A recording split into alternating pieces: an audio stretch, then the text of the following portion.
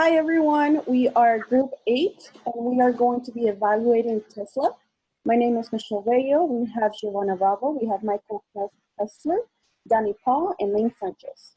Reviewing Tesla's history, what has made them the company that they are today? Well, it all started when entrepreneur Martin Eberhard realized that there was a potential market for a more environmental car that wasn't the nerd car, a sports car that really took care of the environment. Through talking with GM's engineer, El Pinoni, they were able to realize that they could use the lithium batteries to pursue this interest. With Elon Musk's investment of $6.3 million, he was able to become the chairman of this company, and Herbert became the CEO of Tesla's Motors. Through 2007 and 2008, Tesla saw a bit of a rough patch. They actually were able to name the first prototype the Roadster, and Musk added an investment of $55 billion. Through a clash of personalities, Eberhard lost the confidence of its investors. And as a result, the Roadster was now being managed by someone else. As a CEO, they actually missed their deadline and triggered a full $4 million contract fee with the manufacturer of the facility that they were going to create this Roadster. Things did turn around, and the first 7 Roadsters hit the road. And then the Model S was also introduced. In 2012 and 13, you can really see the ambition. Tesla, it had 10,000 reservations for Model S, and in June of 2012, the first Model S was ready. In addition, Tesla was able to purchase its first factory, and it began to produce batteries for other electric vehicles in order to supplement their income. In 2013, the company also announced that they had profits, and they had raised over $1 billion by issuing new shares. This was really surprising, and on top of that, they also announced that they were able to pay back its government loan. Overall, in 2015, we can really see the big picture of the company. The Model X was introduced alongside a new mainstream market of the Tesla's cars, and Tesla became a $3.2 billion company. We wanted to know if Tesla's cars can be competitive in the mass market, and if they are profitable in the long run. The objectives of this evaluation is, we wanted to evaluate the business model of Tesla. We wanted to figure out what their differentiation strategy is and how sustainable is it. We wanted to know if we would personally invest in the company, but we realized that innovation has been a building block of the company. We wanted to know if it can realistically continue to innovate in the future. All right, so I'm going to go into the background of the company, and I'm going to do that by going into the strengths, weaknesses, opportunities, and threats. So to start off with the strengths, it's a really great place to work at. They retain and they attract new talent. They were actually featured in Forbes magazine as America's best employer. They have also become one of the top car manufacturers. Revenues have been increasing year over year, and the company is expanding. They also have the best product, the best car. It's got the longest range for an electrical vehicle. It's got luxury features, and it's the superior software for any electric car. Into their weaknesses, they have had some manufacturing issues because of the innovation of the company and the complication of the car. They've had issues manufacturing the car. Because they are coming out with the Model 3, it's going to amplify these issues because there's going to be really high demand for that car. Another weakness is Elon Musk. He is definitely a genius, and he's really good at building companies. However, some people see an issue with him being the lone representative of the company. He's spread really thin with his other companies like SpaceX and the Boring project. Boring. And then he has an issue with professionalism. He's tweeted in the past about stock, and he's gotten in trouble with it. And then he was also smoking weed on Joe Rogan's podcast, and it forced their stock to drop by 9%. Opportunities, really the biggest opportunity for them is the market shifting into the electric market. It's trendy right now, but I think eventually it'll be the norm because friendly and environmentally friendly vehicles are becoming more important. Also, the more affordable Model 3 is going to be a huge opportunity for them. Their vehicles are great, but most people can afford the high ticket price of their other models. So the Model 3 is going to be more cost effective. Lastly, threats. Competition is their biggest threat. Many other auto manufacturers are already coming out with, have already come out with electric vehicles. Some people just aren't able to justify spending the money for the luxury Tesla, so they opt to go with the more cost-effective manufacturer. Lastly is the liability and litigation issues that they've had. They've had problems with their autopilot features, and so they face a lot of liability down the line from where their vehicles have caused accidents. So for the corporate level strategy, direct sales, Tesla believes that by using direct sales, it can gain an advantage on product development, but most important on the customer buying experience. Tesla also has made use of internet sales where consumers can now customize and purchase online. For service, opening service centers in certain areas is due to the high customer demand. Customers can charge or service vehicles at any service sales center or Service Plus locations. Models like the Model S have a feature where they can wirelessly upload the data and technicians can view and fix the problem without even having to physically touch their car. Also, the supercharge network. Tesla has created supercharge stations in an effort to bring awareness and speed up the rate of adopting electrical cars. The degree of shift is incremental.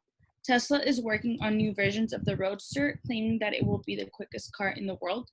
As the number of cars delivered all throughout the United States, Europe, and Asia has been increasing, so has product efficiency. For the business level strategy, the differentiation strategy, product distinct from others. Tesla makes sure that products aren't similar from others offered by other companies. This strategy makes it easier for consumers to identify the company's product in the market, and Tesla's products can't be surpassed as they come with environmental free technology. Okay, so for the global strategy, Tesla, their first car they built it was the Roadster, and it was based on a Lotus frame, which is a sport car company that is based in the UK. So the first, the Roadster was, the company was able to sell 1,200 units of the Roadsters, and it reached out to 28 countries, and such as Japan, Canada, Turkey, and Poland, and some Middle Eastern countries. So the price for the Roadsters were $109,000 with 250 miles range per charge, which was the huge deal back then because it was the very first car that hit the road with that much of miles range per charge. Also, it was the very first car that is fully electric that hit the road. So after that, the company wanted to expand their operation and build new wide range of models and reach new group of people, not just the higher class, middle class, and lower class too. And finally, they started building new facilities such as the showrooms and new manufacturers, such as the Gigafactory. The showrooms, I believe you guys have seen a couple of them in the malls, like especially in Fashion Valley in La Jolla, if you guys know that area. So the Gigafactory is also, there's one in California, one in New York, and then the pictures provided is the new manufacturer that they're building. And believe it or not, this is not even complete. This is in Nevada. And I also provided a YouTube video for it if you guys want to see it. It's just a quick tour for it. And also the other picture is just for their Roadster, the very first car for them. So next, the innovation strategy. So after the success they had with the Roadsters, the company wanted to build a fully new car that is made by Tesla and Tesla only, and it was the Model S. And then later on, they did the Model X. The Model S is the sedan, and the X is the SUV. So the cool thing about the new car, these two cars, is just they had huge upgrades, especially with the miles per higher mile per charge, and also do motors and all-wheel drive and so many options. The prices for them starts from $57,000 to $80,000. It depends on what package you want to get. So these kind of options or features they provided, it made a huge deal for them. And what also pushed the company forward is that they just didn't just build the vehicles and that's it, but no, they built other products such as the solar energy system, solar roof tiles, and megapack batteries, which also they were just not selling for customers, but also for other businesses and like companies, which would open in other doors for them to have a new source of income and have a new relationship and um, be able to even grow more. I would say these strategies it fit very well with the company because they had a leading technologies, they had a superior product, forward thinking, solid brand name, and I think that's the most important one because Tesla had a huge positive comment from people, from companies, from everybody, and they were able to even compete with other companies such as BMW, Mercedes, and Audis because such a positive comments they got from their customers and the other companies made them to be even have that superior I mean the brand they have a more brand name than every other competitors they had. So and next I'm gonna go over structure and control system. So just to go quickly over the structure and control system, the company uses functional organizational structure, which groups every group we groups all of company employees based on their skills. Um, so if you're in production, you work on the production, or your service, you work on the service based on your skills. Just a simple structure, functional structure. So partnering with Toyota is a big because such a new company that was able to partner up with Toyota is a huge deal because Toyota is the biggest company in the world. Everybody knows that. So they were able to partner with them and then build for them batteries for their RAV4s and then for their periods. So that's a huge push forward. And also, they used the direct suppliers. They didn't have a third-party suppliers, just the direct suppliers such as Panasonic, AGC, Automotive, and Intiva products. They built for. I mean, they provided them with other parts for the Teslas. For the control system, they had the 3 stages. Well, first they started with the Model S and X, and later on they they're building the Model 3. And as my colleagues mentioned, they are very high quality vehicles, low inventory levels, and higher sales. So the question that comes into mind, would these match their strategies, the company strategy? I would say definitely is, because if you look at the employees that the Tesla hired, they were coming all from companies that already were in that industry, in the electric companies. So that's what enabled them to not have a training cost, I would say. Also, I think the smart move is to buy such a huge building and use just 20% of it. So when you have a new idea or when you want to expand, you'll have the room for it. You don't have to use anything. You don't have to buy a building. So, and last 3 bullets I would say is just they had the new showrooms and online selling, which is direct selling. Also, parts were built inside the manufacturer, so the parts were moving smoothly, and they increased their supercharging stations. So I would say they definitely match their strategy systems. So just going a little bit more into the social responsibility of Tesla, they are worried about the suppliers not adhering to social responsibilities. A lot of the suppliers are companies outside of the United States that don't quite follow the same norms as well as laws that might be in the United States. So they are aware they might have an impact from negative press. Negative press is relevant within the automobile industry. So they are worried about that kind of happening and the press finding out and them getting a negative connotation about that. Additionally, there was no impact report filed for 2012, which is important to investors, and that still has not been to this day. Overall, into the ethics a little bit, they are green vehicles, so they have been shown to lessen the CO2 output per person that might own a green vehicle. Overall, for the recommendations, we do recommend that Tesla releases an impact report so the public as well as its shareholders can quantify the possible good the company is doing and just kind of showcase everything. Additionally, watching for those unethical practices, especially within their suppliers that might be in emerging markets.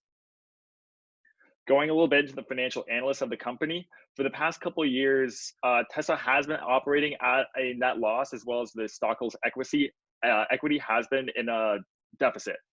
Although this is still kind of going on, if we were to look at the graph in the bottom, if you were to put $100 in Tesla Motors, the NASDAQ composite, as well as Car Group that has a many major motor vehicle and passenger car body companies, you would kind of see that the return on investment is essentially the same, which is really good to know, even though they are operating at a loss, because there is the investors are still very optimistic about Tesla, and they are really curious to see what they're going to do. And the innovation really is kind of being their main driver right now in this market.